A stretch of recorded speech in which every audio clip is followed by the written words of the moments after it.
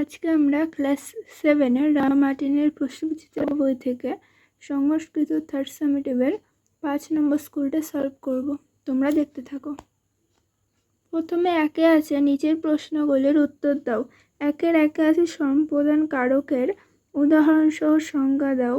2 আছে তুমুন প্রত্যয় কখন ব্যবহৃত হয় উদাহরণ দাও। 3 আছে ক্রিয়া বিশেষণ কাকে বলে উদাহরণ দাও। 4 আছে অযোগবাহু বর্ণ কাকে বলে উদাহরণ দাও। তো এগুলির উত্তর হবে, দেখো প্রথমে আছে একের একে যাকে সত্য ত্যাগ করে কিছু দান করা হয় তাকে সম্প্রদান কারক বলে। যেমন ভিখারিকে বস্ত্র দাও, এখানে ভিখারিকে এটা হচ্ছে সম্প্রদান কারকের একটি উদাহরণ। তারপর 2 আছে তুমুন প্রত্যয় জন্য বা উদ্দেশ্য অর্থে ব্যবহৃত হয়, যেমন পঠিতুম। 3 আছে যে পদ ক্রিয়ার বিশেষত্ব বোঝায় তাকে ক্রিয়া বিশেষণ বলে, যেমন সে দ্রুত চলে, এখানে দ্রুত হচ্ছে ক্রিয়া বিশেষণ। তারপর 4 আছে যেসব বর্ণ স্বরবর্ণ ও ব্যঞ্জন বর্ণের মধ্যে কোনোটির সঙ্গেই সরাসরি যুক্ত না হয়ে স্বাধীনভাবে উচ্চারিত হয় তাদের অযোগবাহু বর্ণ বলে, যেমন অনুস্বর, এই যে আর বিসর্গ। দেখে নাও।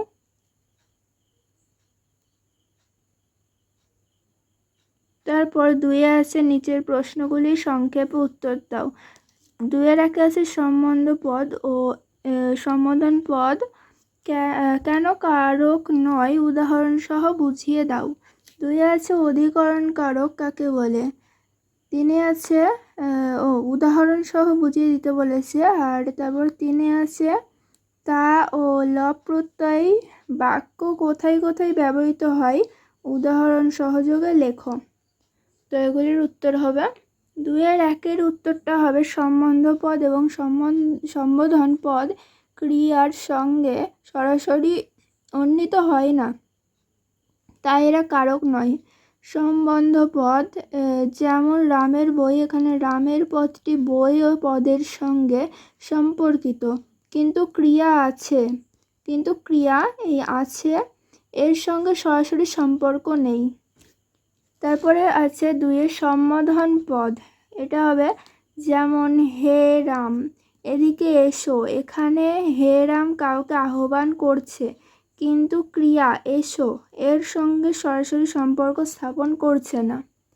তো তারপরে 2 আছে ক্রিয়া যে স্থানে বা যে সময়ে অনুষ্ঠিত হয় সেই স্থান বা সময়কে অধিকরণ কারক বলে, যেমন বনে বাঘ থাকে, এখানে বনে স্থানাধিরণ। তারপর সকাল সূর্য ওঠে, এখানে সকাল কালাধিকরণ। তারপর 3 আছে তা প্রত্যয় একই কর্তা দ্বারা দুটোই ক্রিয়া সম্পন্ন হলে পূর্ববর্তী ক্রিয়ার সঙ্গে তা প্রত্যয় যুক্ত হয়, যেমন পঠিত্যা গচ্ছতি। তারপরে আছে লব প্রত্যয় উপসর্গযুক্ত ধাতুর পূর্বে লব প্রত্যয় যুক্ত হয় যেখানে দুটি ক্রিয়ার কর্তা এক হয় এবং পূর্ববর্তী ক্রিয়াটি উপসর্গযুক্ত হয়, যেমন প্রহস্য বদতি। দেখে নাও। তারপর 3 আছে শব্দরূপ লেখো। 3 একে আছে মুনি শব্দের চতুর্থীর এক বচন। মুনি শব্দের চতুর্থীর এক বচন হবে মুনয়ে।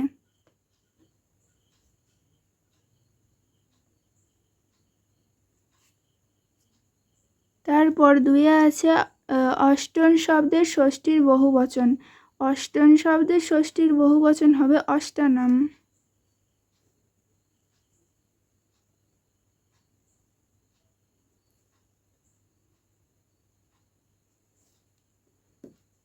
তারপরে 3 আছে দুহিত্রী শব্দের দ্বিতীয়ার বহুবচন। দুহিত্রী শব্দের দ্বিতীয়ার বহুবচন হবে দুহিত্রী।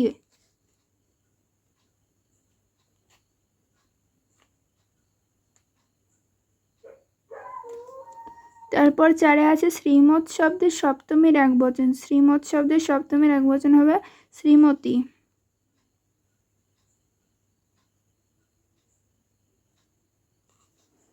তারপর 5 আছে ইদম পুংলিঙ্গ শব্দের চতুর্থীর এক বচন। ইদম পুংলিঙ্গ শব্দের চতুর্থীর এক বচন হবে অস্ময়ী।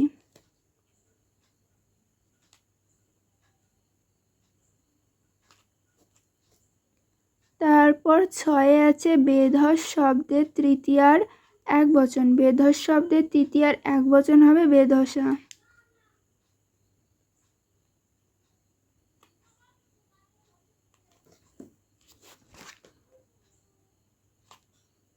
তারপর 4-এ আছে ধাতুরূপ লেখো। কই গেল? হ্যাঁ, 4-এ আছে ধাতুরূপ লেখো। স্মৃ লিট উত্তম পুরুষের দ্বিবচন। স্মৃ লিট উত্তম পুরুষের দ্বিবচন হবে স্মর্তব্য।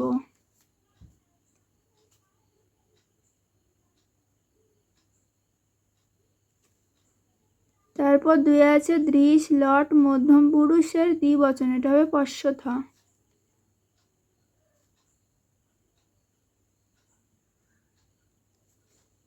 তারপর হ্যাঁ, 3-এ আছে জীব ধাতুর রিট প্রথম পুরুষের বহুবচন।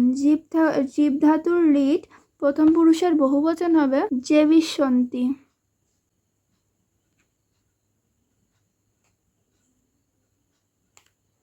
তারপরে 4-এ আছে জন ধাতুর লট উত্তম পুরুষের একবচন।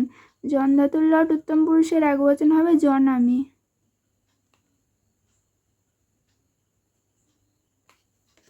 তারপর 5-এ আছে লিগ ধাতুর রিট প্রথম পুরুষের দ্বিবচন। লিগ ধাতুর রিট প্রথম পুরুষের দ্বিবচন হবে লেখিষ্যাৎ।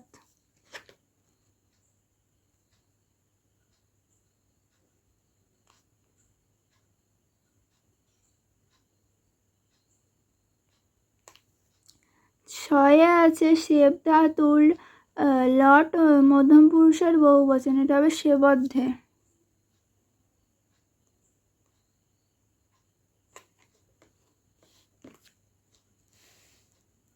তারপরে আছে অশুদ্ধি সংশোধন করো। 1-এ আছে পঞ্চ পাণ্ডবা বনং অগচ্ছত। 2-এ আছে ধার্মিক মিথ্যাং ন বদন্তি। 3-এ আছে বিপ্র অর্চনং করিষ্যসি। 4-এ আছে অষ্টানং ফলানি আনয়। 5-এ আছে বিহগা মধুরং কুজসি। তো এগুলির মধ্যে থেকে অশুদ্ধি সংশোধন করতে বলেছে। প্রথমে 5-এর আগে আছে পঞ্চ পাণ্ডবা বনম অগচ্ছন। তো প্রথমে পঞ্চ পাণ্ডবা বনং অগচ্ছত। তো এই যে পঞ্চ পাণ্ডবা বনম অগচ্ছন, তো এখান থেকে অগচ্ছত থেকে এখানে অগচ্ছন হয়েছে। তারপরে আছে ধার্মিক মিথ্যাং ন বদতি। এখানে আছে ধার্মিক মিথ্যাং ন বদন্তি। বদন্তি থেকে হবে বদতি। তারপর আছে বিপ্র অর্চনাং করিষ্যতি। এখানে করিষ্যসি থেকে করিষ্যতি হয়েছে। তারপর আছে অষ্ট ফলানি আনয়। এখানে আছে অষ্টানি ফলানি আনয়। তো এখানে অষ্টানি থেকে হয়েছে অষ্ট। তারপরে আছে বিহগা মধুরং কুজসি। এখানে বিহগা মধুরং কুজসি থেকে হয়েছে কুজন্তি। দেখে নাও। তারপরে আছে 6-এ সন্ধি করো। প্রযুক্ত এজতে। 2-এ আছে প্রযুক্ত ইত্রম। 3-এ আছে মহৎযুক্ত হিতম। 4-এ আছে নদীযুক্ত এসা। তো এগুলি সন্ধি করতে বলেছে। দেখো, প্রথমে আছে প্রযুক্ত এজতে, এটা হবে প্রেজতে। তারপর আছে প্রযুক্ত ইত্রম পবিত্রম। তারপর 3-এ আছে মহৎযুক্ত হিতম মহদ্ধিতম। 4-এ আছে নদীযুক্ত এসা নদ্দেশা। দেখে নাও। তারপরে 7-এ আছে সন্ধি বিচ্ছেদ করো। 1-এ আছে গবাক্ষ। 2-এ আছে সীমন্ত। 3-এ আছে পুনরত্র। 4-এ আছে তন্নাদি। তো এগুলির সন্ধি বিচ্ছেদ করতে বলেছে। দেখো, 1-এ আছে গবাক্ষ গোযুক্ত অক্ষ। 2-এ আছে সীমন্ত সীমাযুক্ত অন্ত। 3-এ আছে পুনরত্র পুনযুক্ত অত্র। 4-এ আছে তন্নাদি তথাযুক্ত ইতিযুক্ত আদি। দেখে নাও। তারপর 8-এ আছে ব্যুৎপত্তি নির্ণয় করো। 8-এর 1-এ আছে প্রাপ্ত। 8-এর 2-এ আছে প্রবহন্তে। 8-এর 3-এ আছে মানয়িতুম। 8-এর 4-এ আছে সংলব্ধবান। 8-এর 5-এ আছে পরিত্যজ্য। 8-এর 6-এ আছে রচয়িতা। তো এগুলির ব্যুৎপত্তি নির্ণয় করতে বলেছে। দেখো, প্রথমে আছে প্রাপ্ত প্রযুক্ত আপযুক্ত ত। 2-এ আছে প্রবহন্তে। প্রযুক্ত বহধাতু যুক্ত লট যুক্ত আত্মনেপদম। 3 আছে মানয়িতুম মান ধাতু যুক্ত নিট যুক্ত তুমুন। 4 আছে সংলব্ধবান সমযুক্ত লব ধাতু যুক্ত তবতু। তারপর 5 আছে পরিত্যজ্য পরিযুক্ত তৎযুক্ত লব রচয়িতা রসধাতু যুক্ত নিট যুক্ত তা। দেখে নাও।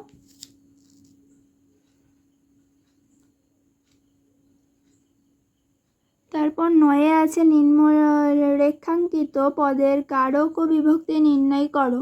9 আছে স্বদেশে পূজ্যতে রাজা, এখানে স্বদেশের নিচে দাগ, তো এটার কারক বিভক্তি হবে।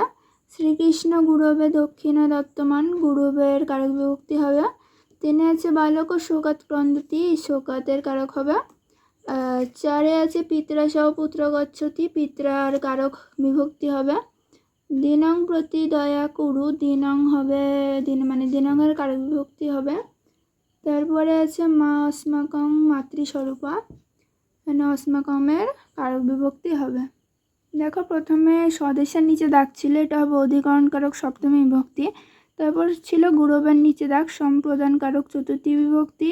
তারপর 3 আছে শোকাতের নিচে দাগ অপাদান কারক পঞ্চমী বিভক্তি। পিত্রার নিচে দাগ করণ কারক তৃতীয়া বিভক্তি। দিনাঙের নিচে দাগ কর্মকারক দ্বিতীয় বিভক্তি। অস্মাকমের নিচে দাগ সম্বন্ধপদ ষষ্ঠী বিভক্তি। দেখে নাও।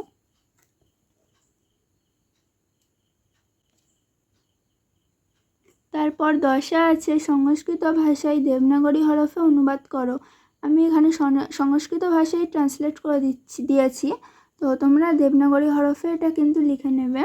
ভক্তেরা তীর্থের জন্য স্বর্ণ মন্দিরে গিয়েছিলেন। প্রত্যেকটি মানুষের জ্ঞান ব্যতীত মুক্ত চিন্তা করা সম্ভব নয়।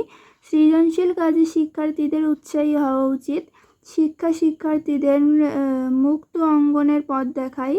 বিবেকানন্দ সংস্কৃত ভাষায় বেদান্ত রচনা করেছিলেন, তো এগুলিকে সংস্কৃত ভাষায় অনুবাদ করতে বলেছে।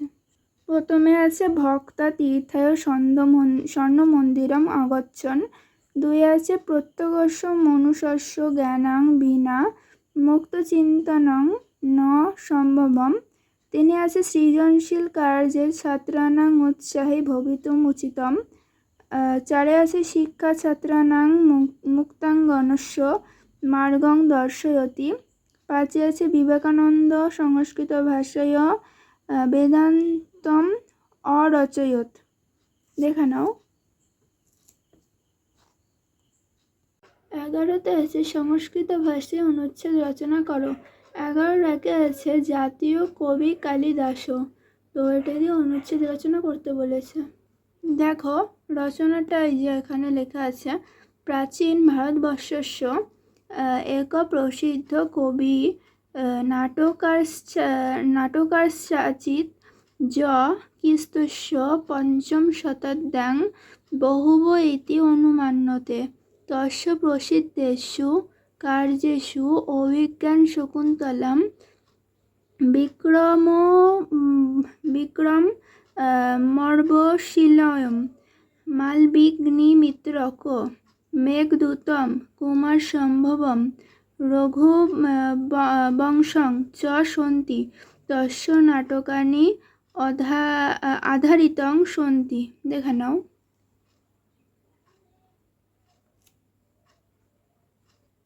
তারপরে আছে 2 অস্মাকম বিদ্যালয়, এটা দিয়ে অনুচ্ছেদ রচনা করতে বলেছে। দেখো অস্মাকং বিদ্যালয় একং সুন্দরং সুব্যবস্থিতং চ শিক্ষানস্থম অস্তি। অস্য ভবনং বিশালাং বর্ততে প্রত্যেকং কক্ষা চ বিস্তীর্ণ বাসু সঞ্চয়ুক্তা চ অস্তি। বিদ্যালয়ে একাং সুসজ্জিতাং পুস্তকালয়ম অস্তি। বয়মপি শিক্ষকান প্রতি শ্রদ্ধাশীলা অধ্যয়নে চ মনোযোগী ন স্ম। अस्माकं বিদ্যালয়ে বস্তুত এক আদর্শ শিক্ষালয় অস্তি। দেখা নাও। তারপর 3 আছে ঋতুনাং রাজ্ঞী বসন্তকাল, তো এটা দিয়ে অনুচ্ছেদ রচনা করতে বলেছে। দেখো ঋতুনাং রাজ্ঞী বসন্তকাল ইতি নাম অধ্যায়ে কালে ভারতে একং নবীনং শোভদৃশ্যতে। শীত ঋতে রুক্ষতা দুর্ভূয়র প্রকৃতি নবং জীবনং বনভ্যতে। জ্ঞানমণ্ডলং নির্মলং ভবতি তথা কুসুমানি প্রস্ফুটিতানি ভবন্তি। কোকিলকণ্ঠস্য কূজনাং পবনিশীহীরিতানি। নূতন পত্রাণি সতেজং চ অরণ্যে ইমং ঋতুং অধিকাং সুন্দরা করতি। দেখে নাও।